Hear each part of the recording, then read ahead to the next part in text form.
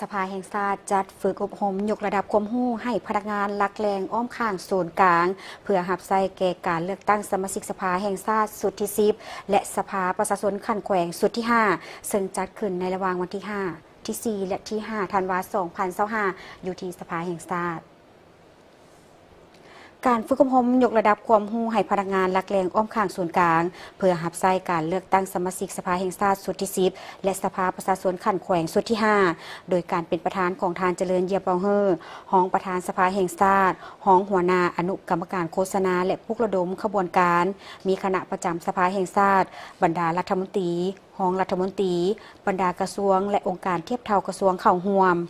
การฝึกอบรมครั้งนี้ผู้เข้าร่วมได้รับฟังเสื่อมซึมและผันขยายมติของกรมการเมืองศูนย์กลางพรรคว่าด้วยการเพิ่มทวีการนำพาชี้นำขององค์คณะพรรคทุกขั้นต่อการเลือกตั้งสมาชิกสภาแห่งชาติสุดที่10และสภาประชาชนขั้นแขวงสุดที่5การเพิ่มทวีนำพาแนวคิดเสริมขยายสิทธิประชาธิปไตยของประชาชนลาวบรรดาเผ่าเพื่อการเลือกตั้งสมาชิกสภาแห่งชาติสุดที่10และสภาประชาชนแขวงสุดที่5เนื้อในสำคัญของกฎหมายว่าด้วยการเลือกตั้งสมาชิกสภาแห่งชาติและสมาชิกสภาประชาชนขั้นแขวงเพื่อการเลือกตั้งสมาชิกสภาแห่งชาติสุดที่10และสภาประชาชนขั้นแขวงสุดที่5การจัดตั้งปฏิบัติแผนดำเนินงานของคณะกรรมการเลือกตั้งระดับชาติเพื่อการเลือกตั้งสมาชิกสภาแห่งชาติสุดที่10และสภาประชาชนขั้นแขวงสุดที่5เอกสารคำถามคำตอบเกี่ยวกับการเสริมขยายสิทธิเป็นเจ้าของประชาชนลาวบรรดาเผ่าต่อการเลือกตั้งสมาชิกสภาแห่งชาติสุดที่10และสภาประชาชนขั้นแขวงสุดที่5คำถามคำตอบ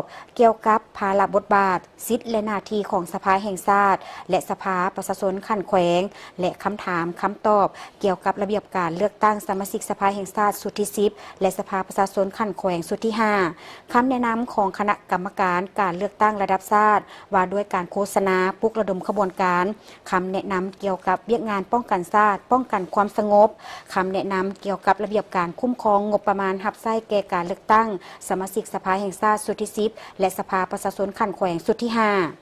ทางเจริญเยปะเฮอได้กล่าวเตือนว่าการเลือกตั้งสมาชิกสภาแห่งชาติและสมาชิกสภาประชาชนขั้นแขวงแต่ละเทือล้วนเป็นเหตุการณ์ทางประวัติศาสตร์ที่สำคัญของชาติมีความหมายสำคัญและจำเป็นในการเสริมขยายสิทธิประชาธิปไตยของประชาชนลาวบรรดาเผ่าเพื่อบูรณะระบอบประชาธิปไตยประชาชนปรับปรุงระบบอำนาจแห่งรัฐให้มีความเข้มแข็งซึ่งการเลือกตั้งสมาชิกสภาแห่งชาติสุดที่10และสภาประชาชนขั้นแขวงสุดที่5